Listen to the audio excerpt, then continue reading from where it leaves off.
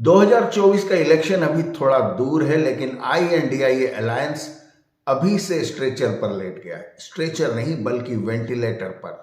और उसके रिश्तेदार उसका ध्यान रखने के बजाय यात्राएं निकालते हुए घूम रहे हैं। नमस्कार, सहज सियासत में आपका स्वागत है। मैं वेद मिश्रा। आज हम बात कर रहे हैं INDIA अलायंस की स्ट्रेचर पर पड़ी हुई हालत की। स्ट्रेचर नहीं, माफ कीजिएगा, वेंटिलेटर पर। कभी उसे ऑक्सीजन लगती है, कभी उसको ग्लूकोज चढ़ाया जाता है, लेकिन उसकी हालत सुधरने के बजाय लगातार बिगड़ती जा रही है। उसको बिगाड़ने में जिन 4 बीमारियों का हाथ रहा, उन 4 बीमारियों के बारे में आज हम बात करेंगे। सबसे पहले जिस बीमारी ने इसको इन्फेक्शन लगाया INDIA को, उस बीमारी का नाम है नीतीश कुमार। नीतीश कुमार वो शख्सियत है जो, अगर आप INDIA के शुरुआती दौर के फोटोग्राफ्स देखेंगे, जो स्टेज पर बड़े बड़े लोग एक दूसरे का हाथ में हाथ लिए खड़े थे, तो नीतीश कुमार उसमें सबसे ज्यादा मुस्कुराते हुए पोज दे रहे थे। उसका कारण यह है कि INDIA अलायंस के लिए पीले चावल लेकर वे ही घर घर भटके थे।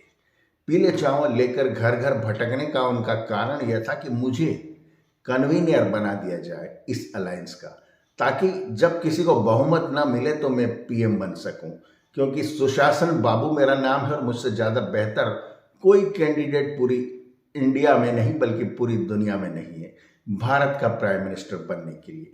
लेकिन जल्द ही उन्हें यह समझ में आ गया कि ये गलती हो गई, अब इसको सुधारा कैसे जाए। उसको सुधारने के पहले भी उन्होंने एक दांव खेला, बिहार में जातिगत जनगणना का। बिहार में जातिगत जनगणना कराने के बावजूद जब उन्होंने देखा कि 4 विधानसभाओं में इसका कोई असर नहीं हुआ, तो उन्होंने लालू एंड कंपनी को छोड़ दिया और सीधे प्रधानमंत्री मोदी के चरणों में जाकर लेट गए। यह था पहला झटका जो INDIA को लगा, और यह बड़े जोर का झटका था जो जोर से ही लगा। दूसरी बीमारी आई जय महाराष्ट्र से, हमारे छत्रपति शिवाजी का राज्य, जहां हिंदू हृदय सम्राट बाला साहब ठाकरे के सुपुत्र उद्धव ठाकरे, जिन्हें पार्टी अपनी विरासत में मिली थी, अपने गुणों की वजह से नहीं, उनकी हालत खराब हो गई। उनकी हालत इस तरह खराब हुई कि उनका न तो निशान उनके पास है, न पार्टी उनके पास है। शिंदे, एकनाथ शिंदे उनका सब कुछ लेकर जा चुके हैं और वो लुटे पिटे से अपने घर में बैठे हैं। और अब गुप्त चर्चाओं द्वारा प्रधानमंत्री को संदेश दिया जा रहा है कि शिवसेना आपके साथ लड़ना चाहती है, लेकिन उन्हें कोई भाव देने वाला नजर नहीं आ रहा। ये शख्स भी वही है जो इंडी अलायंस के फोटोग्राफ में बढ़ चढ़कर हिस्सा ले रहे थे। तीसरी बीमारी भी जय महाराष्ट्र से ही है, वो है हमारे महाराष्ट्र के चाणक्य कहे जाने वाले शरद पवार साहब। शरद पवार साहब की हालत ये है कि न पार्टी उनके पास है, न निशान उनके पास है।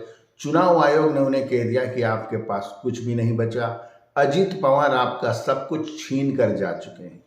अब उनकी हालत यह है कि वे नए पार्टी सिंबल और नए पार्टी के नाम पर विचार कर रहे हैं, लेकिन 84 साल की उम्र में अब यह संभव नहीं है कि वे ऐसा कुछ कर पाए।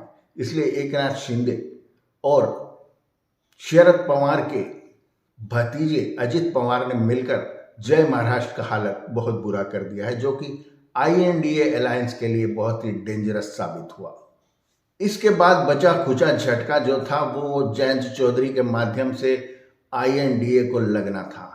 उसका कारण यह कि प्रधानमंत्री मोदी ने चौधरी चरण सिंह को भारत रत्न की उपाधि दे दी। अब जयंत चौधरी का भावुक मन पिघल गया और उन्होंने साफ कह दिया कि अब मेरे पास कोई विकल्प बचा है क्या। उन्होंने पत्रकारों को सवाल के जवाब में यही कहा कि बताओ, आप ही बताइए, अब मैं क्या करूं, मैं कैसे नजरें मिलाऊं प्रधानमंत्री मोदी से, उनका साथ न दूं तो क्या करूं। और INDIA गठबंधन को यह झटका बहुत जबरदस्त लगा था, जो पश्चिमी उत्तर प्रदेश में उसकी बखिया उधेड़ कर रख देगा। चारों के अलावा एक झटका और है जो INDIA गठबंधन से बाहर नहीं गया है, लेकिन अंदर ही अंदर रहकर उसने बहुत बुरी मार मारी। वो मार मारी है हमारे आमार सोनार बांग्ला की ममता दीदी ने। ममता दीदी गठबंधन के बाहर नहीं गई, लेकिन उन्होंने कांग्रेस और राहुल गांधी एंड सोनिया गांधी को ऐसी ऐसी बातें सुनाई है जिनको कहना भी मुश्किल है। उन्होंने साफ कहा कि आपको घमंड किस बात का है, और वे बंगाल में कांग्रेस को एक भी सीट देने को तैयार नहीं है, तो फिर इस गठबंधन का लाभ किसे मिलने जा रहा है, कांग्रेस को या ममता दीदी को। तो इन झटकों के बाद अब ऑक्सीजन पर पड़े हुए INDIA गठबंधन के लिए कोई रास्ता नहीं बचा है और अभी से साफ दिखाई दे रहा है कि अब की बार 400 पार। सहज सियासत में इतना ही। अगली बार किसी नए मुद्दे पर बात करेंगे। वीडियो देखने का बहुत शुक्रिया। चैनल को सब्सक्राइब करें और बेल आइकन के बटन को दबाएं ताकि जब नया वीडियो अपलोड हो तो उसकी सूचना आपको तुरंत मिल जाए। थैंक यू, धन्यवाद।